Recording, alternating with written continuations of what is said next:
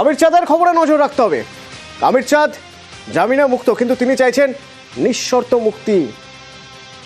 তার বিরুদ্ধে যা যা কেস সেগুলো তুলে নেওয়া হোক, নিঃশর্ত মুক্তি চাইছেন তিনি। আমির চাঁদ কে? আমির চাঁদ গত কয়েকদিন খবরে, তার কারণ আমির চাঁদকে জেলে যেতে হয়েছিল। আমির চাঁদ কেন জেলে গিয়েছিলেন? আমির চাঁদ তার মায়ের চক্ষু দান করেছিলেন। তার মায়ের যে অঙ্গীকারপত্র সেই অনুযায়ী একটি এনজিওকে চোখ দান করেছিলেন। সেখান থেকে কর্নিয়া নিয়ে দুজনের দৃষ্টিশক্তি ফিরে পেয়েছেন দুজনে, যেখানে মুর্শিদাবাদ হাসপাতাল, সরকারি হাসপাতাল কৃতজ্ঞতা জানিয়েছেন আমির চাঁদকে। কিন্তু আমির চাঁদকে জেলে ঢুকতে হয়েছিল কেন?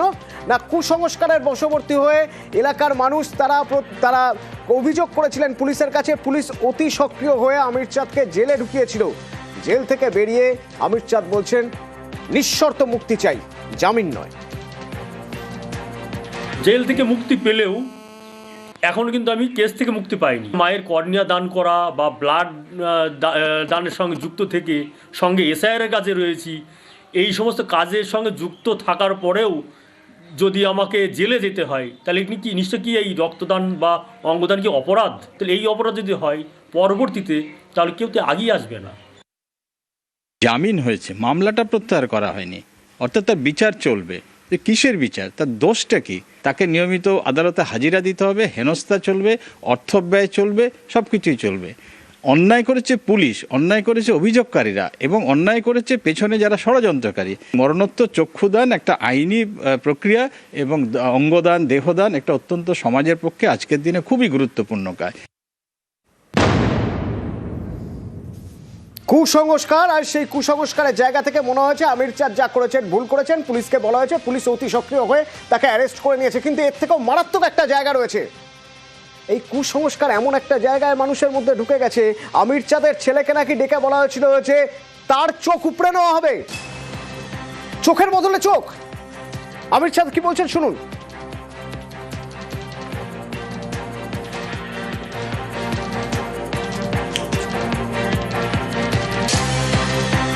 এখনও আতঙ্কিত আছি। আমার 9 বছরের ছোট ছেলে, সেদিনকে তাকে ফরমান মণ্ডল সে হাত ধরে টেনে নিয়ে, ওই তোর ছেলে আছে, ধর ন্যায়, ওর চোখ দূর তুলে নি। এইবার সেই ছেলেকে ফোন করলাম, তো সে বলছে আমি এখন বাড়ি যাব না, গেলেই আমার চোখ তুলে নেবে। এবং তারা এখন বহাল তবিতে রয়েছে। এই পরিস্থিতিতে কি যে হবে সেটাই আমি এখনও ভেবে পাচ্ছি না। আমির চাঁদের স্ত্রী কান্নায় ভেঙে পড়ছেন। তাদের ছেলে, যে ছেলেকে তারা ভয় পেয়ে পাঠিয়ে দিয়েছেন বাড়ি থেকে অন্য জায়গায়, তার মায়ের কাছে, কিন্তু সেই ছেলে আর ফিরতে চাইছে না। ফোন করে যখন বলা হচ্ছে তখন হাউ হাউ করে কেঁদে বলছেন ফিরবো না, ফিরলে যদি আমার চোখ নিয়ে নেয়। আমরা অবশ্যই আতঙ্কে আছি। আমার একটা ছোট্ট শিশু সেদিনকে আমাদেরকে তুলে নিয়ে যাওয়ার পর আমার বাচ্চাটা আমার ওইখানে দাঁড়িয়ে ছিল। তারপরে ছেলের হাত ধরে টেনে নিয়ে যাচ্ছে, আয় তোর চোখ তুলে নেব। আমার ছেলে কান্না করতে করতে আমার মা তখন তাড়াতাড়ি করে নিয়ে ওর হাত ধরে নিয়ে চলে যায়। আমার বাচ্চাকে কালকে আমি ফোন করেছি, বলছে মা গো আমি বাড়ি যাবো না, আমি বাড়ি গেলে ওরা আমার চোখ দুটো তুলে নেবে, তাই বলছে। শিশুর মনের উপর কতটা প্রভাব পড়তে পারে ভাবুন একবার। এই শিশুটি বড় হবে, বাচ্চাটি বড় হবে এবং এই ভয় নিয়ে বড় হবে, ট্রমার মধ্যে রয়েছে। সে বলছে বাড়ি আসবে না, মা বাবার কাছে আসবে না, যদি তার চোখ তুলে নেয়, যদি তার চোখ উপড়ে নেয়, কতটা প্রভাব পড়তে পারে তার মনে। মনস্তত্ত্ববিদরা কি বলছেন শুনুন। একটা 9 বছরের বাচ্চার সামনে যদি সমাজ এই রকম ঘটনা ঘটায়, তার মনে কিন্তু চিরস্থায়ী একটা দাগ কিংবা একটা রেখাপাত হয়ে যায়, এবং সেইটা মোছা কিন্তু সারা জীবনে অনেকের কাছে সম্ভব না হতে পারে। এবং এখান থেকে আজকে তো ভয় পাচ্ছে, কিন্তু পরবর্তীকালে বড় রকমের মানসিক রোগ, anxiety disorder, post traumatic stress disorder, depression, even সাইকোসিস পর্যন্ত হতে পারে। অথচ এই হুমকি যারা দিয়েছেন তারা কোথায়? এখনো পর্যন্ত তাদের বিরুদ্ধে কোনো পদক্ষেপ, এফআইআর তো হয়েছে, কিন্তু এখনো গ্রেপ্তার নয়।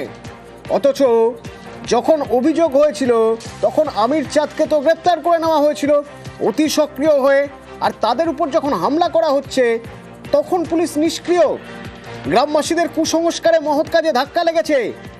আমির চাঁদের বাড়িতে চড়াও হয়ে মারধর করা হয়েছে, অভিযোগ উঠেছে, এফআইআর করা হয়েছে, কিন্তু হামলাকারীদের বিরুদ্ধে এখনো নিষ্ক্রিয় পুলিশ।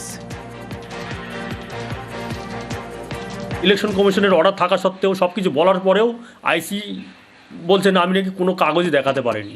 তো আইসি আমার সামনেই তো আসলেন না, তো আমি দেখাবো কাকে? আইসি একবারও তো আমাকে বলবে যে আপনাকে এই ধারা দেওয়া হলো, কোনো কিছুই বলেনি।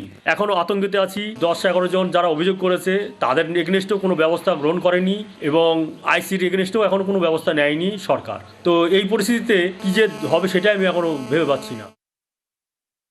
আমরা যে জেলে 3 দিন আমাদের নিরপরাধভাবে কাটাতে হলো, কেন কাটাতে হলো আমাদের এই 3 দিন?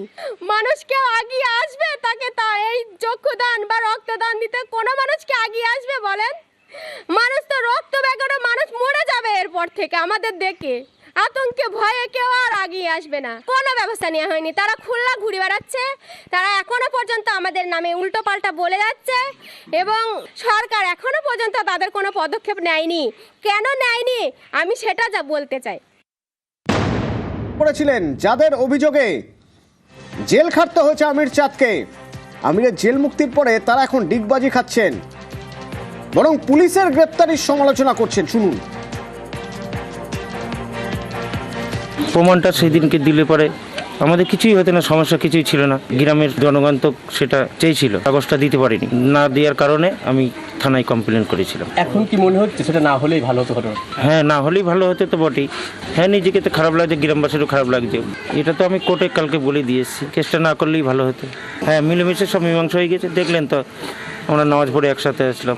একজন অন্ধ তার দৃষ্টিশক্তি ফিরে পেল, এইটার জন্য কি আপনার গর্ব হচ্ছে যে আপনার? হ্যাঁ, ভালো তো হচ্ছে, গ্রামের উপর ভালো হচ্ছে। চোখ যাতে অন্য দেহে দেওয়া যায় সেই বিষয়ে কি সক্রিয় হবেন? হ্যাঁ, সক্রিয় হবো, যে দেবে তার। এখন তো একথা বলছেন, কিন্তু অভিযোগ করেছিলেন আমির চাঁদ নাকি অঙ্গ চুরি করে বিক্রি করে দিচ্ছেন। শুনুন কেন আমির চাঁদকে জেলে যেতে হয়েছিল।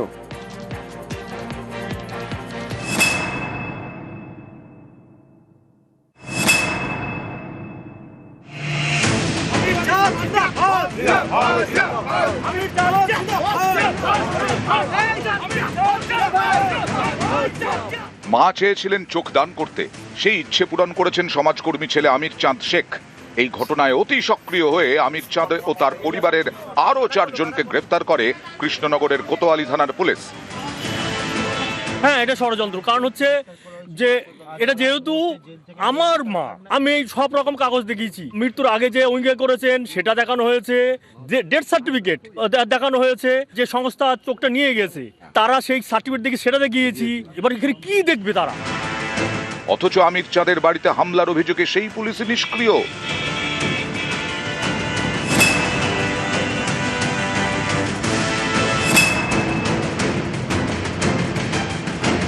গত রবিবার বাড়িতেই মারা যান আমির চাঁদের মা রাবেয়া বিবি। তাঁর ইচ্ছে পূরণ করেন ছেলে, চোখ দান করেন। অথচ আমির চাঁদের প্রতিবেশীরা অভিযোগ করেন মৃতের অঙ্গ নাকি বিক্রি করা হয়েছে। এরপরেই তাঁরা সমাজকর্মীর বাড়িতে হামলা চালান বলে অভিযোগ। এও অভিযোগ বাড়িতে ঢুকে মহিলাদের শ্লীলতাহানি করা হয়। কোতোয়ালি থানার দ্বারস্থ হন আমির চাঁদের শ্বশুর। 9 জনের বিরুদ্ধে লিখিত অভিযোগ করেন, যার ভিত্তিতে এফআইআর হয়। এই এফআইআর পর্যন্ত অভিযোগের পর পুলিশ নিষ্ক্রিয়। হামলা ও শ্লীলতাহানির অভিযোগে 1 জনকেও গ্রেফতার করেনি। অনেকেরই প্রশ্ন, চোখ দানের মতো মহৎ কাজ করলেও অতি সক্রিয় হয়ে আমির চাঁদকে গ্রেফতার করেছে পুলিশ। তাহলে সেই আমির চাঁদের বাড়িতে যারা হামলা চালিয়েছেন, শ্লীলতাহানি করেছেন বলে অভিযোগ, তাদের ধরতে কেন নিষ্ক্রিয় কৃষ্ণনগরের কোতোয়ালি থানার পুলিশ?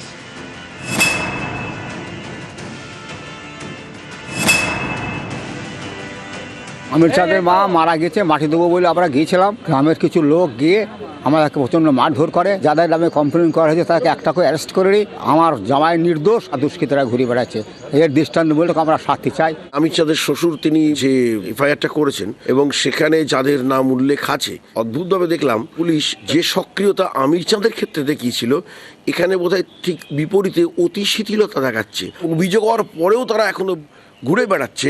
এটা তো খুবই আশ্চর্যের বিষয়। আমরা এ দাবিও রাখবো যে তাদের অবিলম্বে গ্রেপ্তার করা হোক। পুলিশের এই অ্যাক্টিভিটিসের বিরুদ্ধে আমরা কিন্তু হাইকোর্টে মামলা লড়বো আগামী দিনে।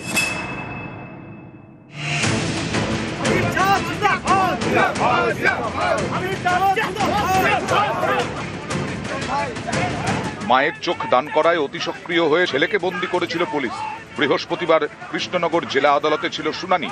সেখানেই বিচারক আমির চাঁদ শেখ এবং তার পরিবারের আরো 4 জনের ব্যক্তিগত বন্ডে জামিন মঞ্জুর করেন। ওরা অভিযোগ করেছে যে বিক্রি করেছে, চুরি করেছে। আমি কার চুরি করেছি?